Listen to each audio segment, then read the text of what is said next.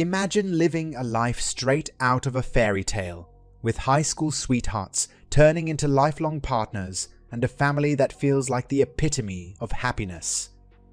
Now, picture that fairy tale crumbling before your eyes, not because of a singular moment of betrayal, but through a revelation that shakes the very foundation of your identity and family. In today's video, we dive into a journey of love, betrayal, and the quest for truth.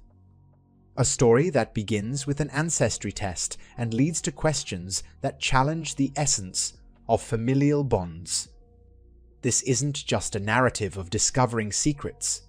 It's about confronting the reality of a life you thought you knew, and the lengths one might go to preserve or rebuild what was once considered unbreakable. Join me as we explore the complexities of love, trust, and forgiveness in a situation where the usual advice seems inadequate. This is more than just my story. It's a call to all who faced unimaginable revelations and stood at the crossroads of decision. How do you navigate a path you never thought you'd have to walk? Let's delve into this together. I am not really in the best state of mind.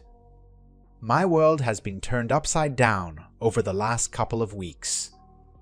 I met my wife when we were in high school, and we married in college. We have 5 beautiful children together. I consider them a total blessing regardless of what I'm about to bring up. Until a couple of weeks ago, I thought that we had the perfect marriage. We were typical high school sweethearts. We go out together, we never fight. I feel like I've done everything a loving husband should do. I am saying this not to make myself out as the perfect husband. For example, my work has always meant I work long hours, and maybe haven't always been there when she needed me. But I want to stress that I've never felt our marriage was in any trouble. And never in a million years would I ever have suspected my wife of being disloyal. She's always done everything she could to support me and take care of our children. Now, my eldest daughter recently had an ancestry test done. The results of the ancestry test strongly suggested I was not her father. She confided this to me privately, showing me the results, and I could tell she was visibly upset by this. Of course, the first thing I did was reassure her that no matter what, she's my daughter and I'll always love her unconditionally. But secondly, the two of us decided to get an official paternity test since the ancestry tests are not completely reliable. It comes back, and I am indeed not her biological father. This news really broke me. I'm ashamed to say I broke down tears in front of my daughter. The combination of finding out about my wife's infidelity and how upset I was making my daughter by how I was reacting. I really wish I had kept it in for her sake, but I didn't. Following this, I asked my other children, except my youngest, to come and see me. I wanted to know the extent of my wife's infidelity. If it was a one-off, I could maybe work past it, especially given how long ago it would be. However, I didn't want to tell my youngest as she is still in school, a teenager, and really, I didn't think it was appropriate to tell her yet. We told the other 3 what had happened. I reassured them that I love them unconditionally and that I'll always be their dad, but that I need to know how long this has been going on. God, I can't begin to explain how touching their reaction was. They didn't care. I wasn't their biological father. They were just upset at how heartbroken I was. I feel like the only thing that has kept me going these last couple of weeks is their unwavering support. So, we have paternity tests for each of the 3 done. Not only are none of them my biological children, but together 4 of my children have 3 different fathers, which somehow made worse. It's like she wasn't just having an ongoing affair, she was having multiple. I can't explain how this makes it worse, but it just does. I confront my wife with this, expecting her to confess and beg for forgiveness. She doesn't confess. She doesn't even take it seriously. She says the tests must be flawed. All four. How the hell am I supposed to take that seriously? I keep bringing it up, and she keeps brushing it off, getting progressively more annoyed at me. When I bring it up, she will try and trip me with, "We've been together since high school. Do you seriously not trust me?" etc. But how am I supposed to trust her in the face of such overwhelming evidence? Now that I have rambled and explained what has happened, I guess let me ask a few direct questions for advice. Can I reassure my children this doesn't change anything between us?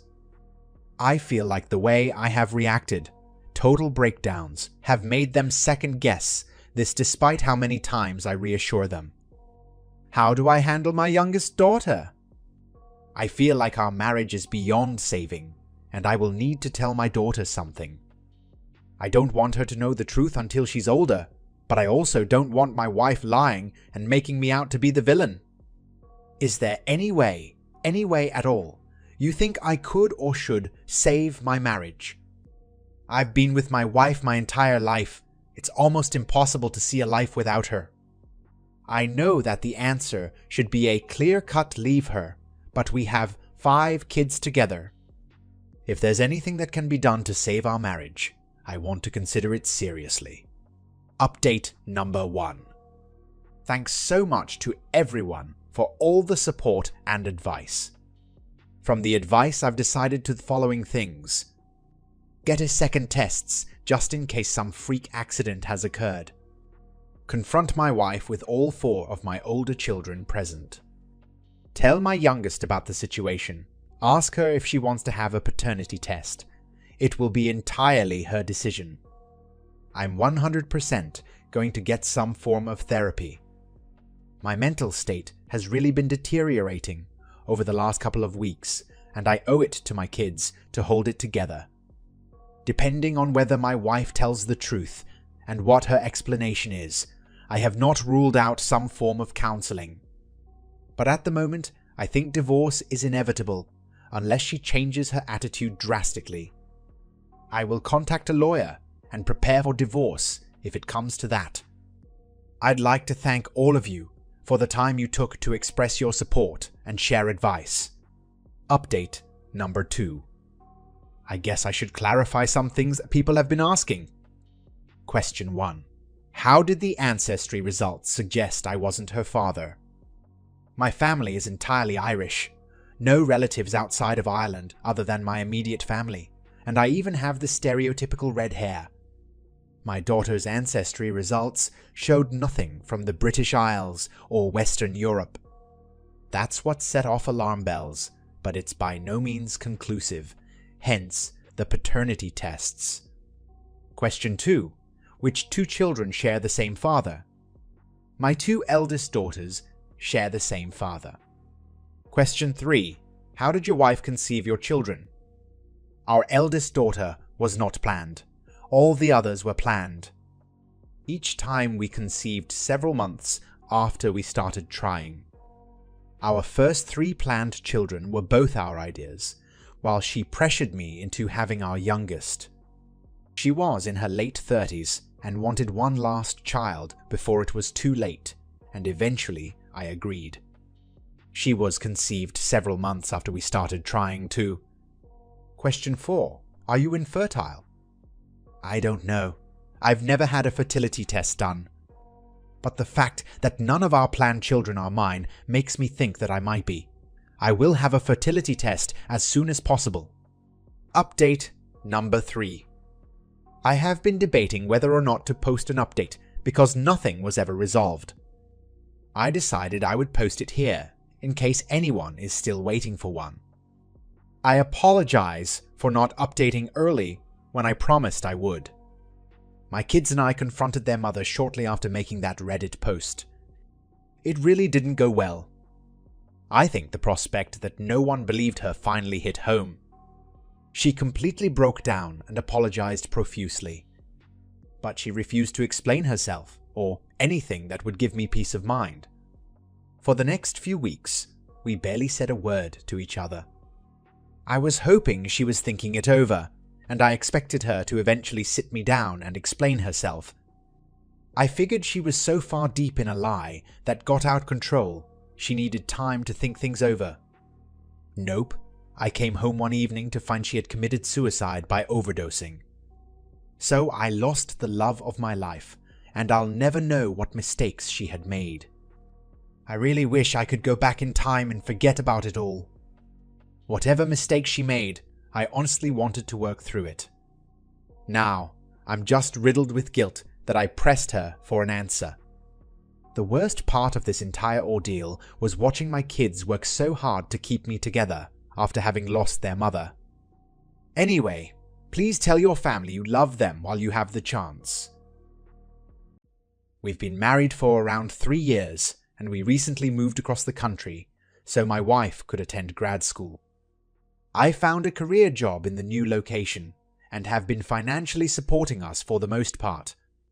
She's been on her phone a lot more over the last few months. I've asked a few times who she's texting all the time, and she says it's just a friend from school. When I ask more questions, she gets defensive. I wasn't sure what else to do, so unfortunately, I took a peek through her phone. I found out she's been texting some guy from her school, all day, every day and night. The texts last from like 7 a.m. to 12 a.m.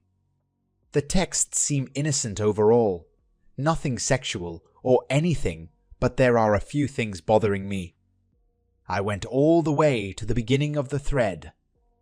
The first issue is that this texting started when my wife asked a friend for this guy's number and then started texting him randomly. Next, she is always the one to text him first, and she double texts him every single time he stops responding. I wish I was exaggerating. I've also never met this guy, don't know how old he is, I don't know what he looks like. Although the conversations seem innocent, it seems like she randomly texts him just to start a conversation, often tells him about her school drama, etc. It also seems like they spend lots of time at school together, playing some card games. She has even left dinner with me early to go back to school and play cards with him.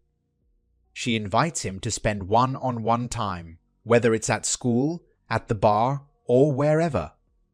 When her parents came into town, she even invited this guy to the bar with her and her parents. Further, she baked cookies for this guy. She loves to bake, and I remember her one day baking a type of cookies she had never baked before.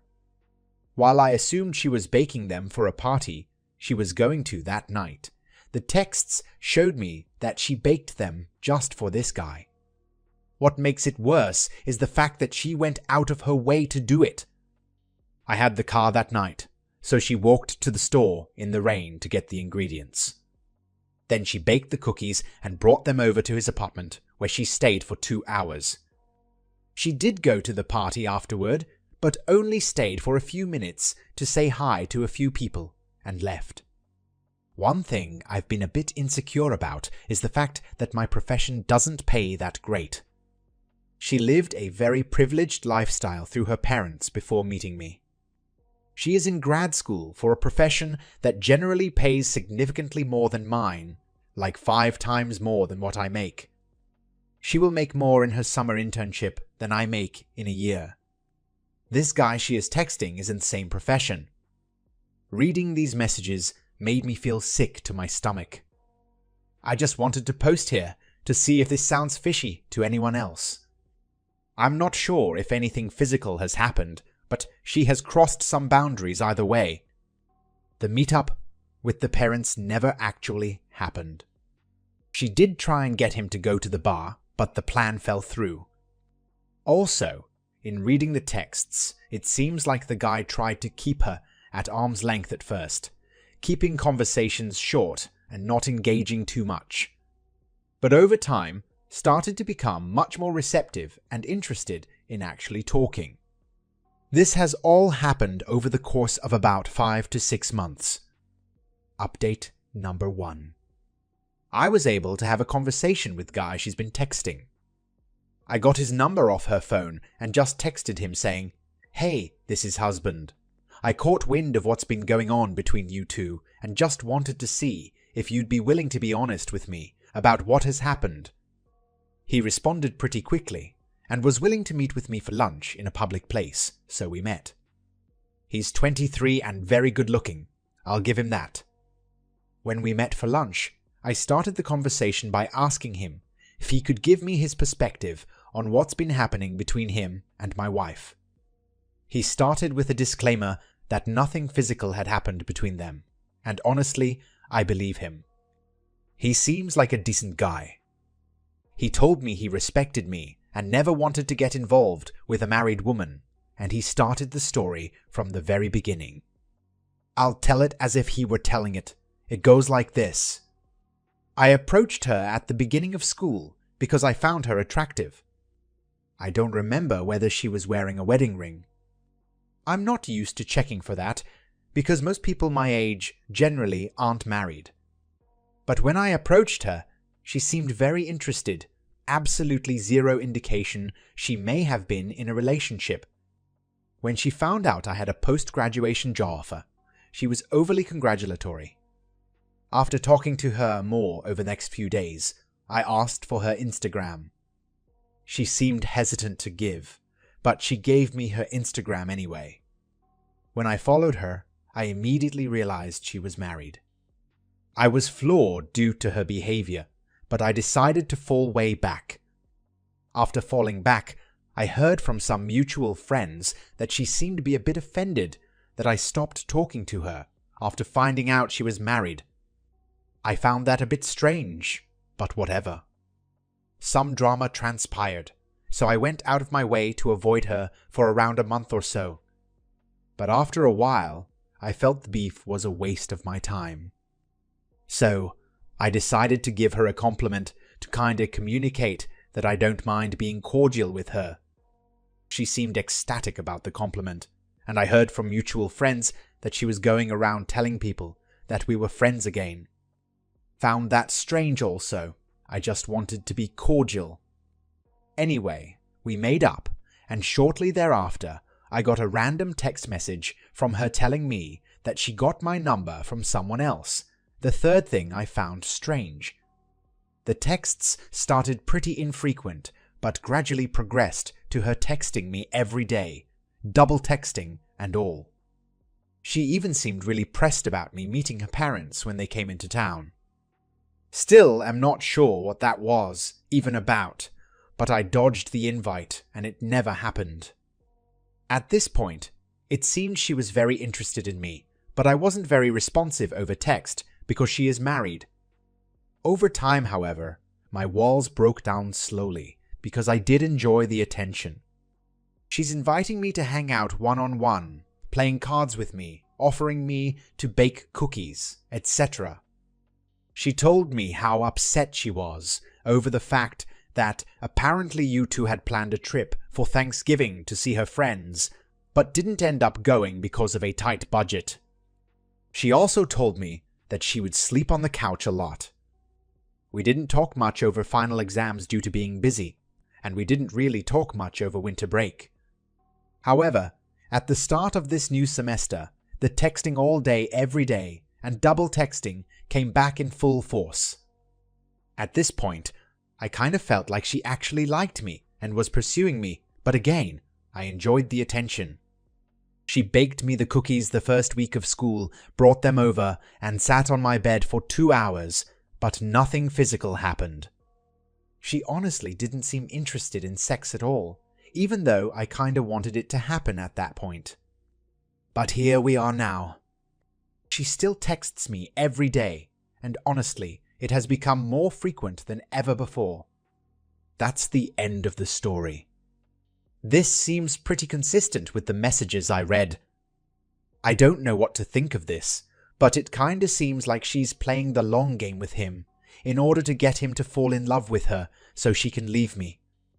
I appreciate the guy's willingness to meet with me, and honestly, I believe what he is telling me. Seems like this is beyond point of no return. I still plan on talking to her tomorrow, but I think this is it for me. I don't think there's really anything she can say that will change my mind at this point. It's over. Update number 2. I talked with her yesterday, and it's over, as crazy as it is. The guy actually didn't give her any heads up that we met, which I appreciated. Basically, I sat her at the dining room table and started by telling her that I heard what was going on between her and the new boy toy. When she asked what I was talking about, I kinda just went through all the highlights of the emotional affair. Highlighting the cookie situation, meeting the parents, incessant texting, disguising him as just a friend, etc. When I told her that it seemed to me as if she was obsessed with the guy, maybe even in love with him, and seemingly planning for my replacement, she immediately broke down crying. I almost felt bad, but kinda didn't at the same time. She then told me that she only did it because she liked the attention and nothing more, and that she would cut him off immediately. I shook my head. She offered to find a couples therapist while still belligerently crying, and I told her it seemed like we are past that point already. Didn't really care whether she slept with the guy or not. This emotional situation was enough for me. Told her I'll be contacting an attorney this week and that she should do the same, and I walked out the door with her chasing me. I didn't even have anywhere to go, but I needed to just leave before she tried to convince me any further to stay. I didn't want to hear any bullshit. I received dozens of calls and texts while I was gone, and when I came back, she just seemed devastated still. Got calls from her parents today as well, which I ignored. I haven't kicked her out of the house or anything. Not really sure what I want to do about that yet. I don't want her to be this guy or anyone else's burden. I'm just feeling kinda lost at this point. It's truly wild how abruptly this just ended after all this time. I moved to this state solely to support her, and now I'm just here. The majority of my friends and family are across the country. Maybe I should have seen the writing on the wall. Our relationship wasn't perfect. I've been pretty busy over the last year or so with work. It seems like she took every chance she could to go to every single school party she could without even inviting me 95% of the time. She was never home, and every time I asked any questions, she would chalk it up to studying. How could I really argue with that when she's in graduate school? It may not be entirely her fault, but I'm glad I'm getting out of this before it got any worse. 3 years isn't a crazy amount of time, and now it's time to go find myself again. This does suck though. Thank you all for your support. It really has helped me come to terms with this ending. And that brings us to the end of this journey, a chapter of my life that I never expected to share so publicly. Through the twists and turns, the pain and the revelations, there's a silver lining that I've come to realize. Life is unpredictable, and relationships are even more so. But it's through our most challenging moments that we grow, learn about ourselves, and discover our resilience. This experience has taught me the importance of communication, trust, and understanding in relationships. It's also shown me that sometimes letting go is the bravest decision we can make, not because we've given up, but because we understand our worth and the value of our peace. To anyone out there going through a tough time, remember, you're not alone. It's okay to seek help, to talk about your feelings, and most importantly, to put yourself first. The road ahead may seem daunting, but with each step, you're moving closer to a new beginning, a fresh start filled with hope and possibilities. It's been a therapeutic journey, and I'm looking forward to what the future holds. Remember, every ending is just the start of something new. Here's to finding ourselves, to new adventures, and to a future where we're stronger and wiser. Until next time, take care of yourselves, and if you haven't subscribed yet, please do. It helps a lot. I'm 39 now, but let's rewind a bit to when my life took a turn I never expected. I was married to this woman, my partner of 17 years, and we've built a life together for 14 of those years. Then, like a bolt out of the blue, I discovered she was cheating on me. And not just with anyone, but with a district manager at Aramark Refreshments. This had been going on for about 2 years. But hold on, before we dive into that mess, there's a backstory you need to hear to understand the whole picture. It might even help you decide if her actions were justified, or if it was merely me settling a debt I never knew I owed. It was back in 2012 when the first crack appeared. My wife needed to have her tonsils removed, so we headed to the hospital. As they wheeled her into the surgery room, they handed me her belongings, including her phone. It wouldn't stop buzzing. Driven by a gut feeling, I checked it, only to find a string of inappropriate emails with another man from her work. They were deep in it, referencing 50 Shades of Grey, calling him her Christian Grey, a nickname I thought was reserved for me.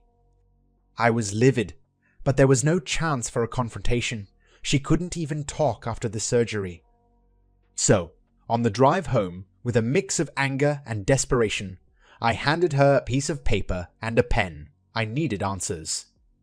Her reply, scribbled in shaky handwriting, was that it was nothing but flirting. I packed a briefcase with clothes for me and our 2-year-old, and we left for Arizona. I needed space, to think, to breathe, to consult with my support team, my best friend and his wife. When we returned, she told me she had deleted her email account, promising it was a one-time mistake that wouldn't happen again. But here we are, years later, and the past seems like a prelude to a much more complicated present. Time moved on, but I couldn't shake off the betrayal. It was like a shadow over our lives, a constant reminder of a trust broken. In my heart, I felt the only way past it was to even the score. It wasn't something I planned, but then life threw me into the path of a client who seemed to notice me in a way I hadn't felt noticed in years. We started texting, a harmless thing at first, or so I told myself. My wife, meanwhile, was living her life, going out with her friends, seemingly unbothered by our strained relationship. Taking these opportunities, I'd leave our son with my mom and sneak off to see this woman. What began as an affair slowly transformed into something deeper. I found myself in love with her. About 9 months into this whirlwind, she dropped a bombshell on me. She was pregnant. The first thing that popped into my head was Usher's confessions. It felt like a sign, a push towards coming clean. So I did. I confessed everything to my wife, half expecting the world to end. But her reaction was nothing like I expected. She said she had sensed something was off and believed that God had been preparing her for this moment. When I told her I wanted a divorce to start anew with this other woman, she suggested an alternative I hadn't considered. She believed we could fix things, that through more church visits and therapy with our pastor, we could heal and be happy again. How could I refuse her offer? It was a plea for redemption, for the life we had built together. But this left me with the heartbreaking task of telling the other woman, the one carrying my child, that the future we had dreamt of together was not going to happen. A few months flew by and life threw me another curveball. My wife was pregnant. Our timelines barely 3 months apart from the affair partner's pregnancy. My wife, perhaps seeking to cement her place in my heart over the other woman, pushed for us to have another child together. By December 2014, my life had transformed dramatically. I went from being a father of 1 to a father of 3 in what felt like the blink of an eye. Navigating this new reality was chaotic, to say the least, but I committed to being there for all my children, no matter what. Fast forward to the present, and despite the roller coaster my wife and I have been through, there's something beautiful in the way we've managed to raise our kids. I've learned a lot about forgiveness, love, and the importance of being faithful. I've dedicated myself to rebuilding our relationship, believing we were on the right path and enjoying the journey of parenting together. We both travel for work occasionally, maintaining our professional lives alongside our personal ones. Yet, just when I thought we had weathered the worst of the storm, I uncovered a painful truth. For the last 2 years, my wife has been having an affair with her boss. Every work event, every supposed overtime, every business trip to places like San Diego or Portland during Valentine's, she wasn't alone. He was there, providing the warmth I thought was reserved for me, behind the closed doors of hotel rooms. This revelation shattered the peace and progress I thought we had made. It made me question everything all over again. The trust I thought we were rebuilding, and the future I envisioned for us and our beautiful children. The moment I discovered my wife's affair was like a scene straight out of a movie, only it was my life unraveling before my eyes. It started innocently enough. She went out for drinks after work, and I texted her, asking when she'd be home. She said 9 p.m., but the clock ticked past without any sign of her. Calls went unanswered, only to receive a text later. It was a photo from her, supposedly showing she was still with her colleagues, just grabbing a few more drinks. Something felt off. Why text and not call back? Curiosity got the better of me, and I zoomed into the photo, spotting a napkin that revealed where they were. Driven by a mix of concern and suspicion, I made the 45-minute drive to find her. There she was, not with her colleagues, but with her boss, his arm around her. Their shock at seeing me was palpable. She hurried off by, and my sarcastic retort about just arriving did nothing to cut the tension. She insisted she was just leaving, but I stayed back with her boss, who was visibly drunk and surprisingly open. He lamented his own marriage woes, unaware of the irony as he spoke to the husband of his affair partner. When he mentioned the topic of cheating, I played along, saying I hadn't caught my wife but wouldn't react well if I did. Meanwhile, my wife kept calling him, a detail that struck me as odd. After he abruptly left, presumably for the bathroom, but actually leaving the bar, I returned home, filled with questions. Her excuse that she should have told me he was there too did little to ease my suspicions.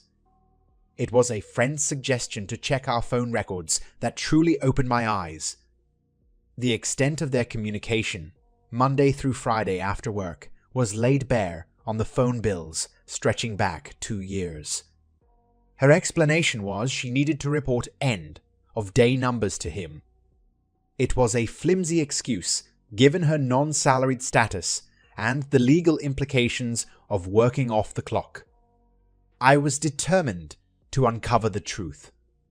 Recording their conversations seemed the only way to get the proof I needed. My heart was heavy with the betrayal, but I knew I couldn't confront her without undeniable evidence of their affair. The methods I used to uncover the truth aren't something I'm keen on sharing, but the outcome was heart-shattering. Among the recordings, one conversation in particular felt like a knife twisting in my gut. She was talking to her cousin, not just about the thrill of the affair, but mocking the very foundation of our life together. She laughed about how naive I was to believe her end-of-day calls were anything but a cover for their rendezvous. They spoke of laying low, convinced they could navigate this deceit with cleverness and caution. Their words laced with the confidence of those who believe they're outsmarting the world. Then there was the conversation between her and her boss, filled with declarations of love and mutual admiration. It wasn't just about the excitement or the secrecy, it was deeper, more personal. They were candid about their feelings, about what they brought to each other's lives. Hearing it firsthand, there was no room for doubt. They were completely entangled in each other's lives, emotionally and physically. Anger, confusion, and a sense of betrayal swirled within me. I contemplated every possible response. Should I expose them, to their HR department, pointing out the unprofessional foundation beneath my wife's recent promotion. The thought of revenge was tempting, but I was lost on where to start. In the end, I took a step that felt both radical and necessary. I reached out to his wife. With a bit of detective work and the enthusiastic assistance of a friend who's drawn to drama, I found her on LinkedIn and waited anxiously for her response. When she finally called, it was a conversation filled with shock, validation, and a shared sense of betrayal. We pieced together timelines and discovered the depth of their deceit. Fueled by our mutual pain, we confronted them over a four-way call. Despite the undeniable evidence, they denied everything. It was a stark revelation of their willingness to lie, not just to us, but to themselves and each other, even in the face of irrefutable proof. After all the denials, they finally admitted the truth. Now, I'm standing at a crossroads, questioning every possible outcome. Do I stay for the sake of our children, ensuring they grow up in a united family? Or do I leave, considering my past transgressions paid in full by this betrayal? She's pleading for another chance, her words a mix of regret and promises of fidelity. Yet, I've taken the step to move out, maintaining only the routine of taking our kids to school each morning as a semblance of normalcy. The complexity of her continuing to work under him adds layers of doubt to her assurances that it won't happen again. How can I trust her words when she's allowed another man into her heart, and more, for over 2 years? The betrayal isn't just about the physical act, it's the emotional investment in someone else, a shared life built on lies. The dilemma now is whether there's any foundation left to rebuild on. Or, if this is the sign to start anew, free from the toxicity that seeped into every corner of our marriage. The possibility of keeping the district manager accountable also looms over me. Should his professional life reflect his personal failures? I'm at a point where I need to decide not just for myself, but for my children's future. Is there a way to salvage a relationship from the ruins of deceit, or is it healthier for everyone to part ways? The path to forgiveness seems fraught with the potential for more hurt, yet the idea of a fresh start is equally daunting.